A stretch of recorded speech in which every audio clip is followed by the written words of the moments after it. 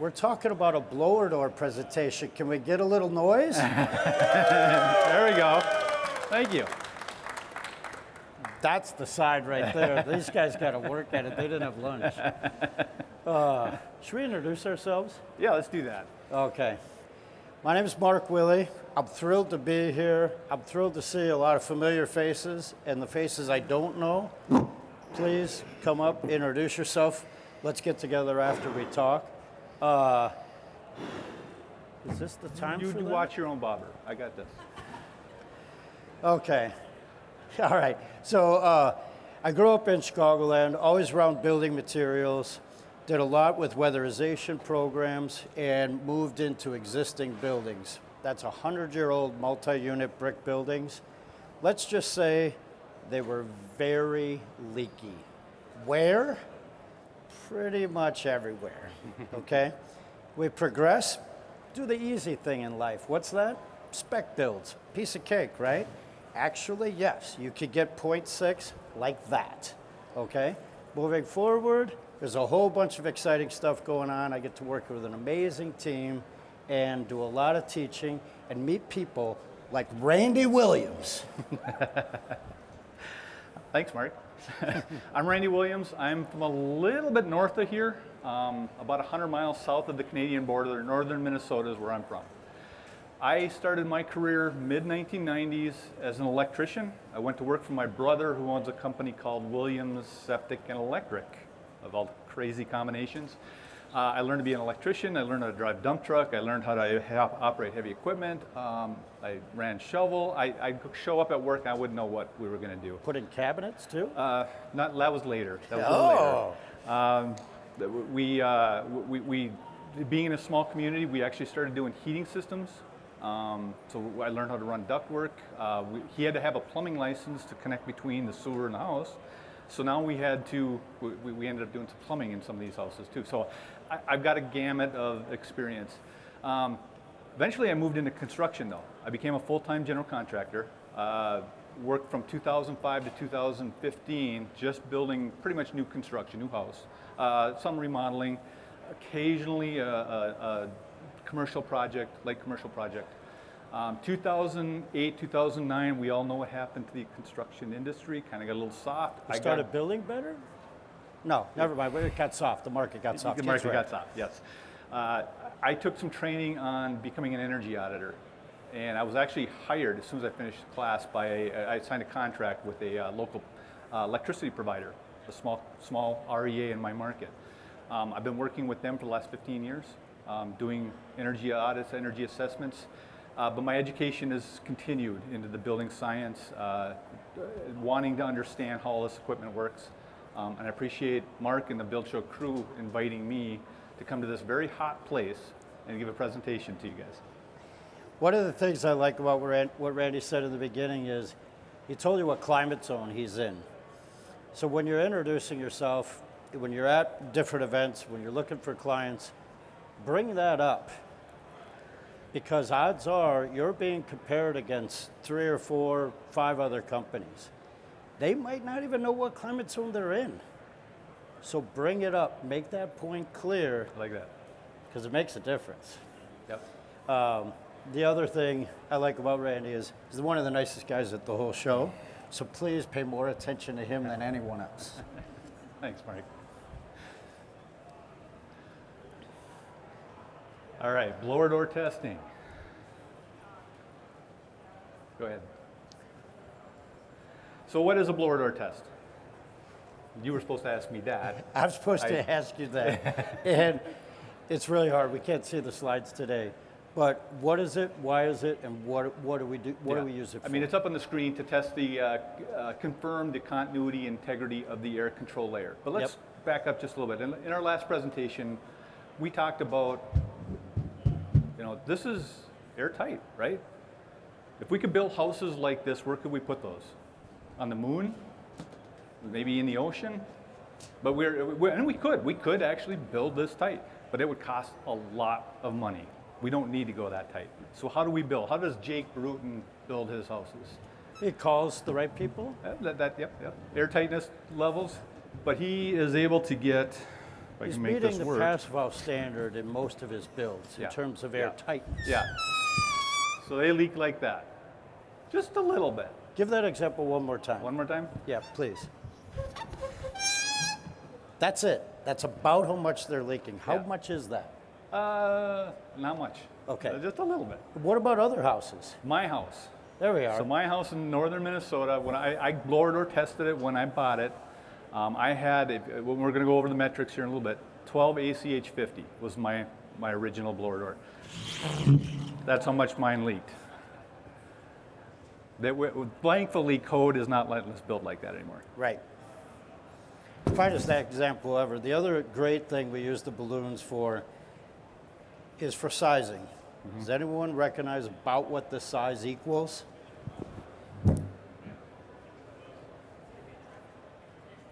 It's about 1 CFM, 1 CFM. roughly. So if we want to start understanding what that volume is, it's these. That's the size. Yes. So when we're testing, let's flick the next slide. Okay, so when we test, we're looking to test for a couple of different reasons. One, code compliance. It's a law. Yep. The other one is if you are, for instance, a remodeler, maybe in weatherization, or maybe you just want to know where you're at with how your build is going. There are optional tests that you could do as well. So those are the two major ones to do. I mean, there's some other reasons that you might want to do it too. It's setting a baseline for what we're seeing. One might say we're meeting the building where it's at. Yes. I'm going to be slow on the trigger. 'Cause that's and we have to look at the slides. So why do structures leak air? You know, we have some kind of a difference, right? A pressure difference, a temperature difference, maybe there the might be outside some of the structure Yep. to the inside and the inside to the outside. Yep. We're finding that relationship. Yes, yes. And there are three reasons a house will leak air.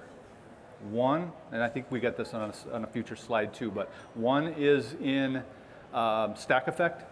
So it's the buoyancy of air, putting a pressure on the top side of the structure. This is more common in a cold climate.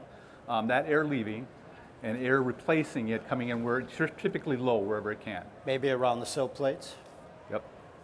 Second one is mechanical ventilation, right? It's an imbalance. It's a fan that is running someplace in the house that's creating some kind of a pressure differential. And that can be positive or negative.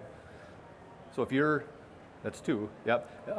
I got to think of the third one off the top of my head. Well, my screen. The first one that came to mind, this is what the construction hat on, is a mistake. It's an oversight. Yeah. It's a sequencing error. Yeah, and that's very common. That's why we end up with leaks. Yeah. Where do homes leak? We talked a little bit about this already. Wind is the last one. So it's wind effect on not just natural environment. Where do homes leak? Lid, the base, and planned penetrations. That's the common points. And those penetrations are what? What is the most common penetration in any building, surface-wise? Okay, the connection of the window to the wall. I agree with Brandon. Who's got another one? Plumbing. And?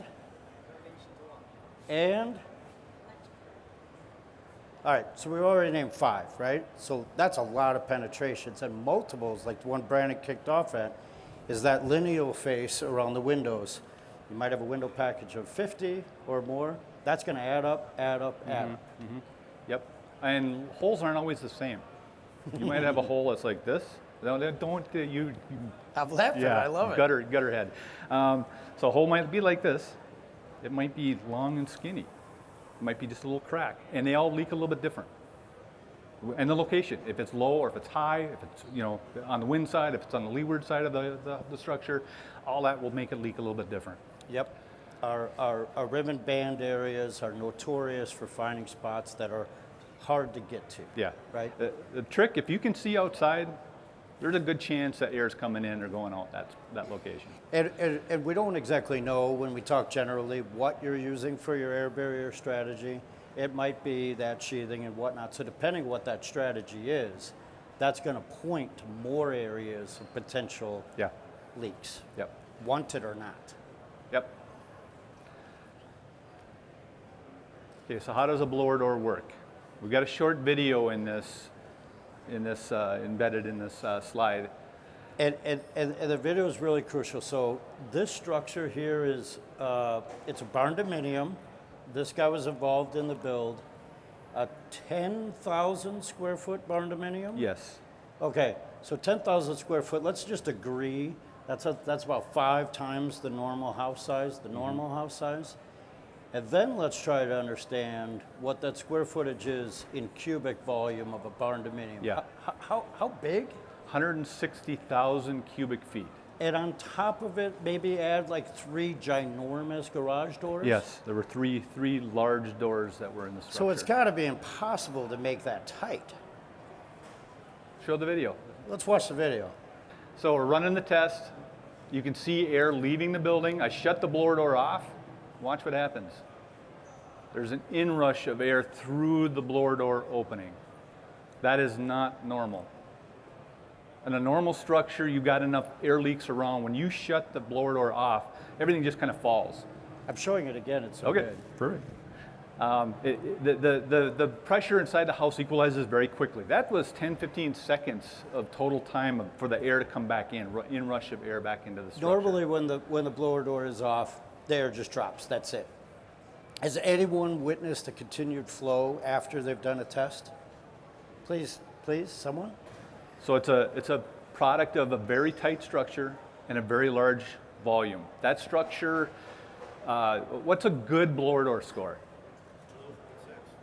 Below 0.6? That's considered That's good a really good score. Okay, That's passable. That's below passable, look at this right? guy.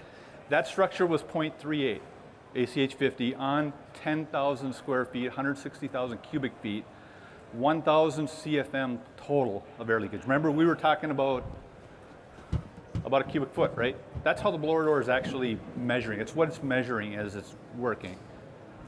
I just keep watching the video. So the other neat thing is, and I don't want to say too much, so I'm choosing my words for a change, but there's not even a term for what you just saw. And in fact, this is probably the only documented video of what you just saw. Toilet paper does an amazing job of teaching a story. So we'll be talking about that term in the future. So what is a Pascal? No one has any idea, truthfully. Yeah, pretty much, yeah. It's on the screen, I'll read it off. 1 Pascal is equal to 1 Newton per square meter. Or it's equal to 1 kilogram per square centimeter. It's 1 Pascal is equal to 1 joule per cubic meter. Nobody understands what, except maybe the Canadians. Some of the Canadians might understand what this is, but the last one, or the second to last one, Pascal is equal to 0.004 inches of water column. Which is like not even measurable. Yeah, that's a tiny, tiny pressure. 50 pascals is equal to 0.2 inches of water column. And you have a great example of what that helps us, finally something we can picture. Yep. So stick a straw in a cup, suck up 3/16 of an inch, and that's the pressure that we're doing a blower door test at. So that's pretty little. There isn't that much pressure there. But this is my favorite part. I love this one. So let's take a 6-inch sewer pipe and we'll go throw it in Lake Travis out there and we'll try to suck up that 3/16 of an inch. I bet you nobody can do that. And then do that to the volume of a house. It just, now we're volume. We've got to move some air, but it's not that much pressure still. It really isn't. No. And by the way, that is Peter Yost's dog. So when you see Peter, tell him you like his dog. And we've got a wind speed comparison. So at 50 pascals, it's about the equivalent of a 20-mile-an-hour wind blowing on all sides of the house at the same time. Hurricane force? Well, I want to say that one first. Since most of us will only deal with the 50 pascals, in most circumstances, your building is never going to experience that 20-mile-an-hour wind on all times. But are we preparing our buildings and our clients for what's hardly going to happen, or are we preparing it because we are that good? right? We're not here for the minimum. If you are, the door is over there, right? That's not why we're here. That 50 is telling us that we're pushing the boundaries to say, this is where it works. 20-mile-an-hour winds. Yep. But then, yes, when it gets into the commercial and the military applications. Yep, then we're at 75 Pascal testing, and then of course, duct testing, we're at 25 Pascals of pressure. But what can a house actually see for pressure? Let's go to Miami-Dade, let's put it on a hurricane. 110-mile-an-hour winds, that's 1,500 Pascals. That's a little bit of wind, a little bit of pressure on the house. So depending on how well your structure is, and then depending on what your window selection is, it's going to be an opportunity for a big mess, right? Yeah. So testing. Yep, please. All right, so what we're going to do is we're going to assemble a blower door real quick, just so you guys can see how it goes together. Anybody own a blower door? Let's start with that. How many of you own your own blower door? Okay, so a few of you, this is going to be review. You've already seen this. We've got two blower doors on. The two major manufacturers in North America are represented. We have Retrotech, which I'm going to assemble. We have the Minneapolis blower door over there. So it's confusing, but Minneapolis is also referred to as TEC, or the Energy Conservatory. You could call both of these brands many names. Call them whatever you'd like. But you need to have these tools, or you need to find the pros in your area that have these tools. So he asked how many people have used a blower door, but just as a reminder, if anyone has seen a blower door or hired a blower door to be done, please hold your hands up and keep them up. Okay, keep them up. Look around at yourselves. That is 40% of y'all, and that's an incredibly large number, right? Even in the back. Now, sorry, yeah, you can't put down your hands. I'll wave back though. But that's an incredibly large number. So please, when you have them done on your projects, document it however you feel. If you're a painter, draw it, whatever it is, but document it, share it, invite people. It's more fun than a pizza party. In my opinion, but I have a pretty boring life.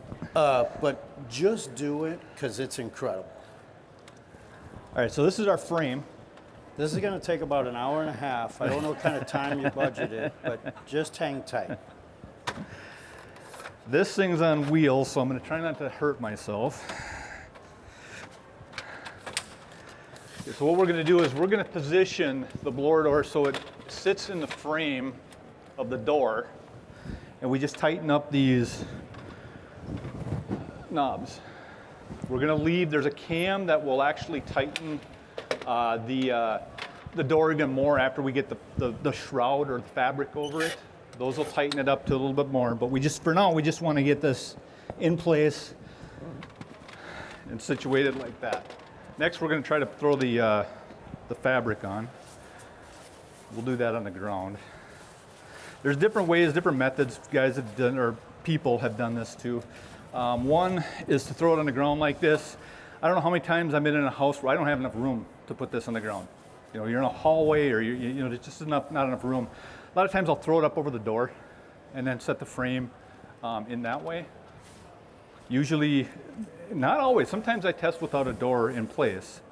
Usually though, the door's already there.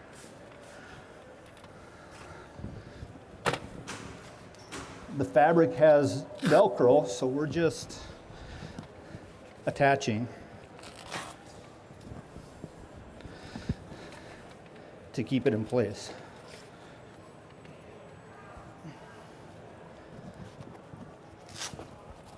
Have you ever seen, sidebar while he's doing the Velcro work, great invention by the way, whoever did it, thank you. Has anyone ever seen a blower door that wasn't red? Besides Aaron Jones. Sorry, that's a rigged question. Besides red, anyone? All right, well, there's a challenge up. If you find one besides red, let us know. You owe us all lunch. That'd be great. All right.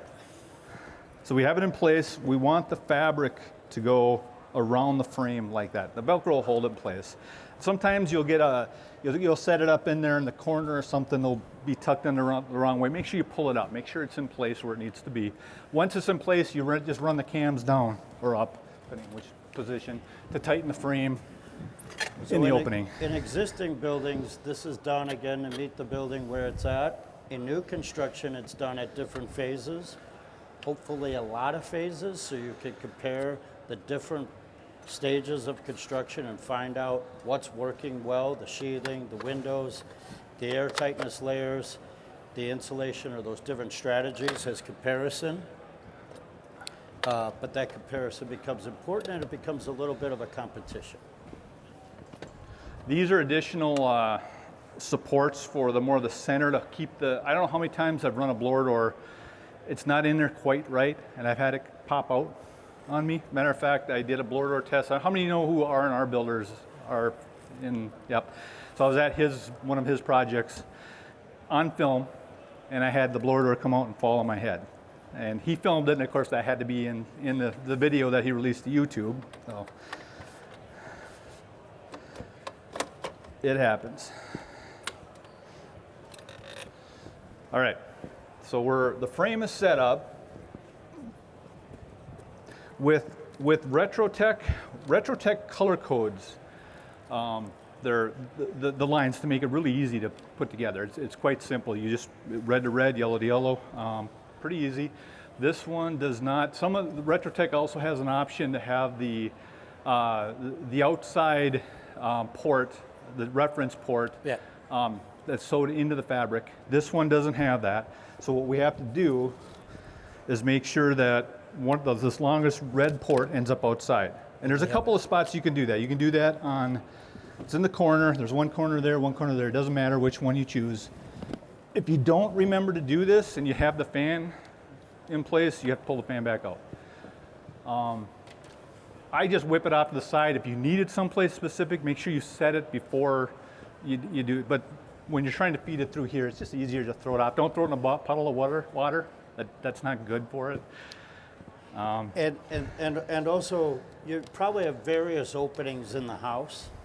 So you might be feeling pretty good about the project, and you might pick the worst door in your air tightness to put it in there to help the numbers, or you might put the best door. So that's a little bit of a choice. You want to make sure when you're choosing where to put this in, I mean, pay attention to the wind.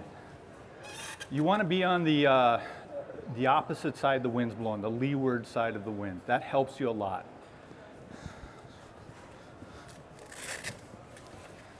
When possible, anyways.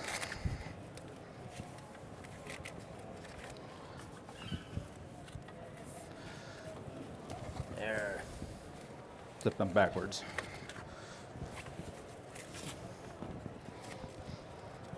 So we're in place.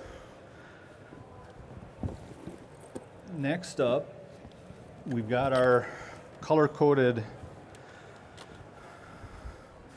ports on the bottom. So it's yellow to yellow, red to red, and then there's a communication port. Pretty simple.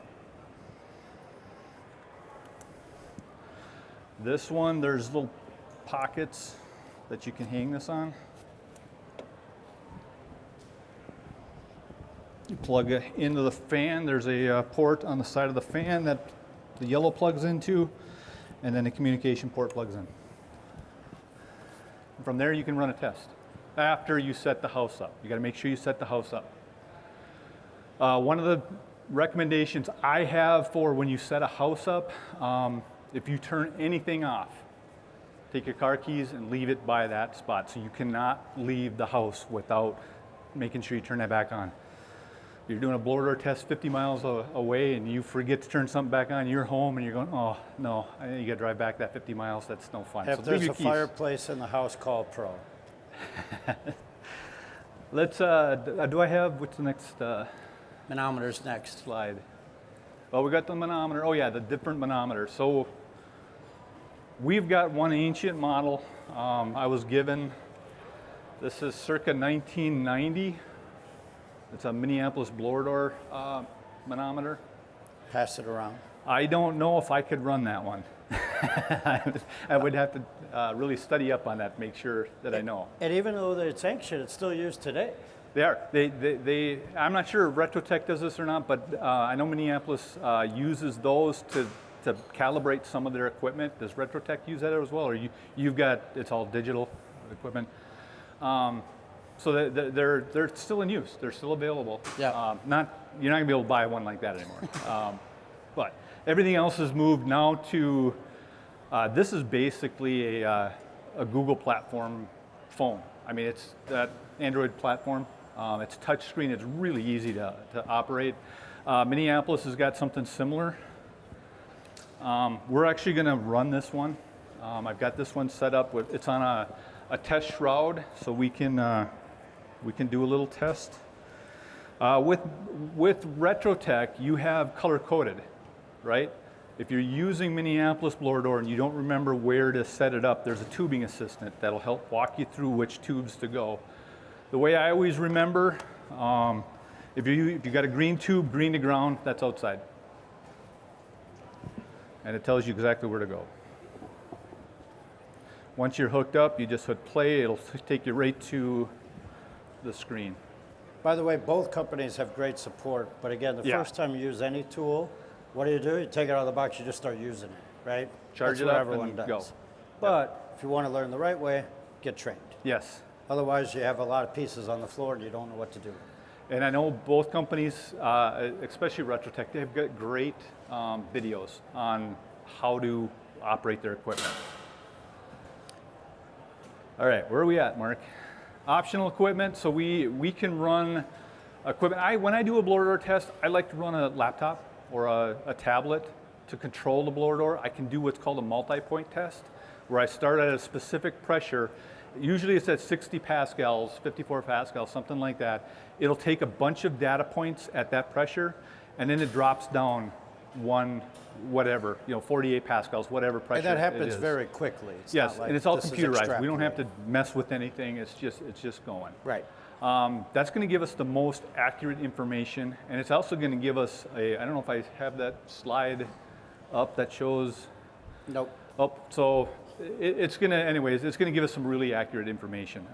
There's other ways we can check to make sure. You take the training to we've only got 15 minutes left, so we're not going to go into the deep of how to make sure we've had a good test. So what do the numbers mean? Remember we talked about CFM, this cubic feet per minute, roughly one of these. So we did that, remember we were talking about the barnuminium house, that was 1,000 CFM roughly at 50 pascals. Amazing. Or that pressure, artificial pressure we're inducing with the blower door. That's 1,000 of these going through the blower door fan every minute. It's hard to picture, but imagine if it wasn't a good building. Imagine that. Yep. It's a lot of balloons. So if we have that CFM, that's the number that we're looking for, is that CFM number. From there, the rest of the numbers that we're going to calculate, they're just calculations. We figure out the volume, or we figure out the square footage of the entire surface area of the home, and that's our other way to figure out what the leakage rate is for the structure. My guide is always, if it's a complex building, not only is it harder to build it and to manage all that air control, but it's also harder to calculate the volume. Yeah. I'll do carpentry all day, but volume, it's a little bit tricky. So the shape of the building, if it's simple, it's also simpler to calculate. So that's a plus. Yeah. There's times when it takes me 2 or 3 hours just to measure the house to be able to calculate the volume, and then I got to take that information home and I got to actually draw a model because I can't get it figured out. It's just too complicated. You put a turret on the side of a barn silo, basically, that some people like to put on the side of the house. As a rule, the volume of the space is calculated to be relatively close. Yeah. And if it passes and it meets your goals, you're okay. If it doesn't, do better math, and then you might have farther to go, or you've achieved it. But that's the rule of thumb. So if you hear someone say that, they're not trying to shortchange their work. They just are comfortable enough to know that that's the advancement they could take. Yeah. The way I measure a structure too, Personally, I like measuring on the inside just because a lot of the blower door tests I do are in the winter and I got that much snow around the building. I don't want to walk around the building try to get those measurements. So I'll take a laser on the interior, but you're allowed, according to the 380 standard anyways, to measure on the exterior. You can take that a little bit of additional volume of the house into consideration. You know, the thickness of the walls is part of the calculation. That's allowed. What the short answer of what he's saying to you is if it's close, and you actually need to get it for some sort of thing, then you might have to take that leap to get there. We're not saying cheat. That's what they allow for. So it's better to be in the race than to be on the sidelines. Yeah, yeah. All right, so, So we've got we talked a little bit, everybody knows the ACH number, right? The air changes per hour at 50 pascals. What code requires, the 3 or the 5, maybe different depending on where you live. The other numbers are probably a little bit less easy to interpret what you're just thinking about them. But I don't know if everyone knows that, but again, he talked about the barn dominium being at 0.38. 0.38. And that's a large structure that then you have a code, it's perplexing, but a code that's allowing a significantly large number than that on regular homes at 3 to 5. That's a jump. One might say it's actually ludicrous that that's allowed. So if you could help push the code to go. Well, the 2024 has actually started to make that. If the the 2024 energy code, it's out the document's out. It's down to 2.5. Say that louder. I'm just kidding, we'll get in trouble. So 2.5 on the new code. I don't know when anybody's going to be adopting that new code, but. And we'll make up our own numbers, right? When we go for coffee, we might say, I want a large. That's our number. That's what we feel comfortable with. So if you work with Randy, he might say, I'm good with only a 1.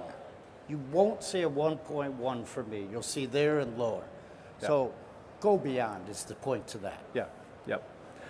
So we got the other calculation, of course, is the CFM per square foot of surface area. That is ceiling, walls, and floor, even if the floor is below grade. So you count a basement, you count a slab underneath, all that is part of the calculation. Even if it's below grade, it's still part of the calculation. It's part of the square footage of the surface area. So you're going to want both those numbers, but the CFM for sure. And that CFM per square foot, that's actually the best number. You think about how air leaks. We got all this volume in here. Air's not leaking in this volume, it's leaking on surfaces.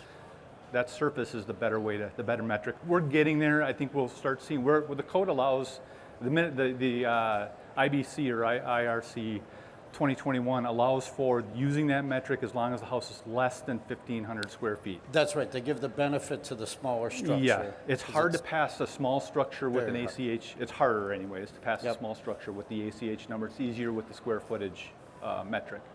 That's not saying that we're encouraging you to build bigger homes. That's not what we're saying. No. We're saying they understand it and they factor it in. Yep. All right, so we've been here. Let's go to the what's tight. What do we consider tight? There we go. This is an older chart. This is actually the chart I was trained on in 2009. Less than 1,000 CFM is considered tight. Yeah. That's maybe, on the barn dominium, that when it's got 160,000 cubic feet to work with, 1,000 is tight. Yeah, that's great. But what if it's a 9,000 square foot home and you test that, or 9,000 cubic feet home and you test at that metric? That's not good. You're not going to pass code. Maybe it's like the food pyramid. We need to update it. Thanks for laughing. Next one, we've got that one's a little better. So what's tight? The air change per hour, 1.5. Can everyone see that okay? Can you see it? Okay. Do you agree with it? Show of hands. Yes, I agree. Okay, good. Show of hands. Yes, it could be better. So my goal is 1 on every structure. That's what I'm shooting for. Very tight. The tight, 1.5 to 3. It's considered tight by the code. I mean, well, at least it's a passing score by the code. Yep. So yeah, I get it. All right, what's next? Again, I already mentioned this, the CFM per square foot of surface area, what the 2021 IRC is allowing. These are actual blower door tests. These are multi-point tests that I've conducted. There's going to be 3 of them that we're going to look at. If we look at this one, we had 368 CFM of air leakage, right? That's exactly what it says on the screen. The ACH number 1.67. That's not bad. That's not a bad score. That's okay. I would accept that on That's on a most pizza homes. party. Yeah, that's good. When you're using software, software will also estimate it can estimate the cost of the leakage. Again, that's kind of fluffy. It might be accurate, it might not be. It kind of depends on a lot of other factors. But one thing that I do like about this is it does give you the leakage areas, the comparison of the size of the hole. So for instance, that 42.2 inches Canadian EQLA at 10 pascals. So at 10 pascals of pressure difference between inside and outside, the hole in that house was 42 square inches. So 7 by 7, something like that, 7 inches by 7 inches. That's the cumulative hole size of the inside that entire structure. That's pretty good. That's not bad. If you're down to 4 pascals, it's a little bit smaller. It's about half. They depending on your climate, I know we like to use that 10 pascals because it's a little more accurate in the cold climate. In the wintertime, you might be a little closer to that 10 pascal leakage area. If you're down here, maybe you can use the 4, for comparison. Yep. Yeah. The next test, that one's a little leakier. We got 1,000 CFM, 4.89 ACH 50.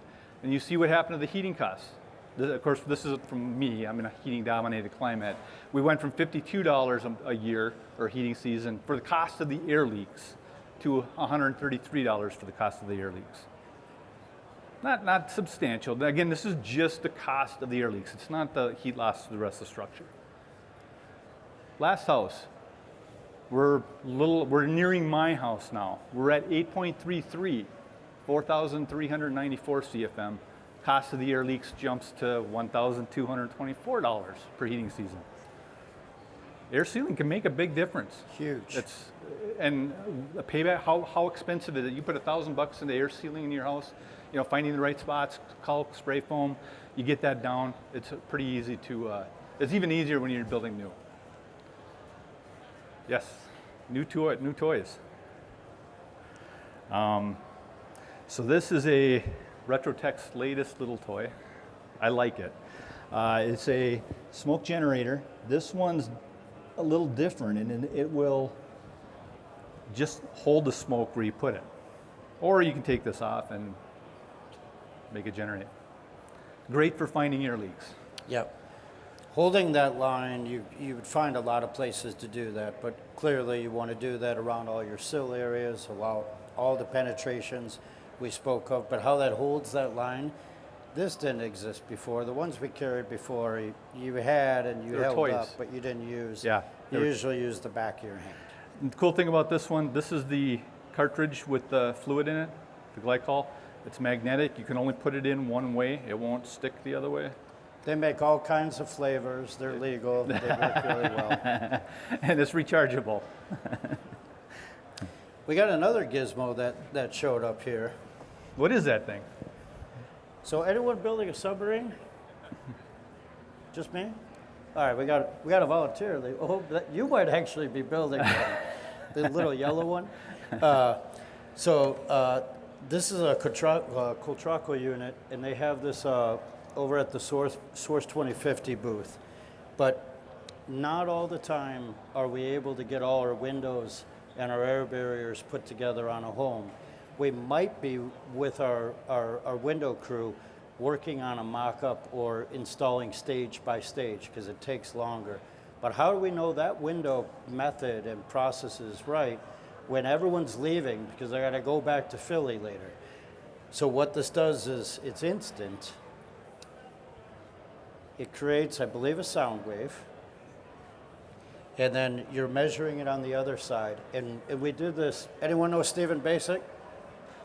I'm sorry, you should meet him. We use this on Build Show Build Boston, and we use these doors as well. But We did it on a particular window, and the rest of the house was open at the time, but it was a Shurtape, it was a Shurtape window, tilt and turn, and all we did is set the door closed.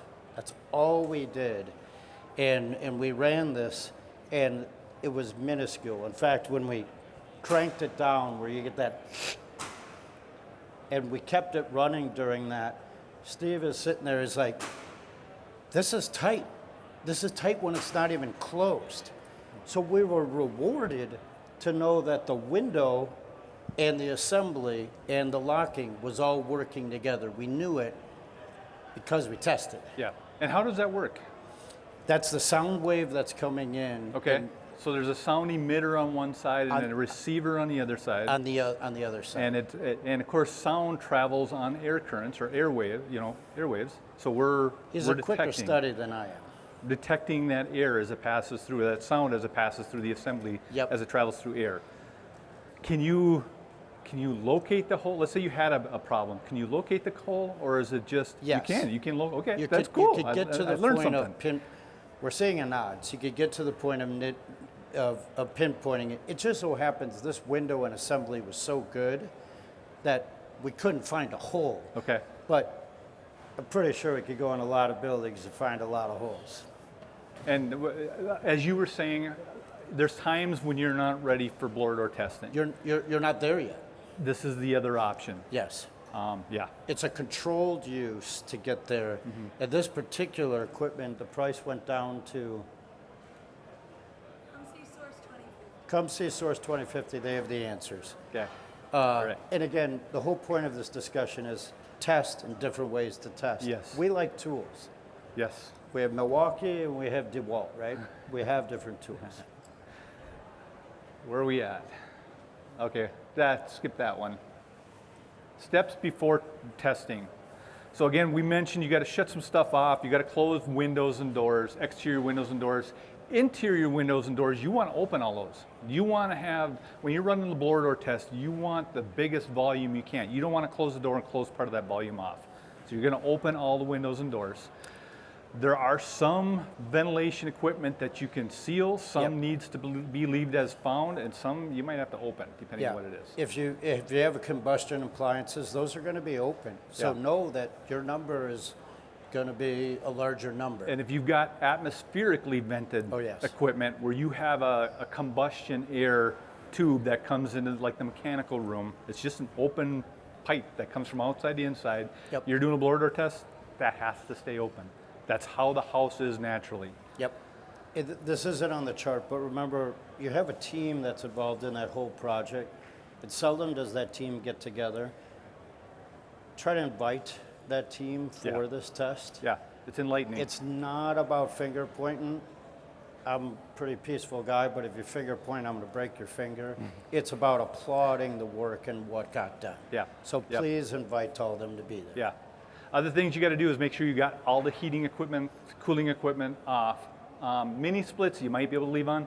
It is moving a little bit of air, but it's probably, if it's 115 degrees outside, you need a little air conditioning. As long as it's not moving air from room to room in the house or from outside to inside, you're good. And depending on the stage of the project, none of that might even be in there. Exactly. Right? And so that statement that Randy said is it depends, it truly does. There's various levels, so you're going to be prepared for each of those, and your checklist is going to account for that. If you're using balanced mechanical ventilation strategies, ERV, HRV, you are allowed to close those two off, according to 380. That's one of the building tightness testing standards. All right, how much time? We only got 42 seconds. We're not gonna be able to run this. Just be aware that both of these are very, very quick tests. They don't take very long, automated. And you can run them, both of them you can run manually. Both of them you can run remotely. You could have it set up to your phone. You could be in the attic and turn the thing on. So there are different options to run it. They're quite, it's my favorite tool. Let's put it that way. It's the favorite diagnostic tool I have is the blower door. Yes. Okay, questions. Anybody got a question? We've got 10 seconds. Go ahead, Zach.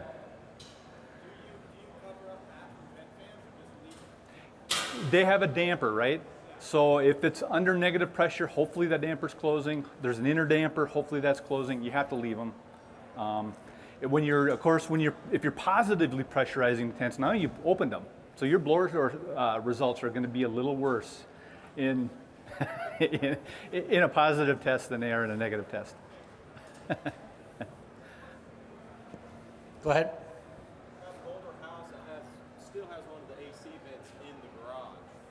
So I would just add that to the, or obviously I've asked her to close it off, Yep. obviously, but in this instance, would we add that volume?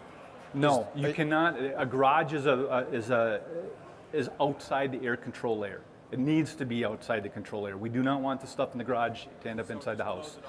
Close it off, and I'd make them get rid of it because it's actually a code violation. Yeah, Yep, I and get for it. other reasons, the garage needs to be separated for health. Yeah. So If you're trust interested yourself in there. learning this stuff, make sure you go to more in depth. We've got an hour to teach this. We can't do this in an hour.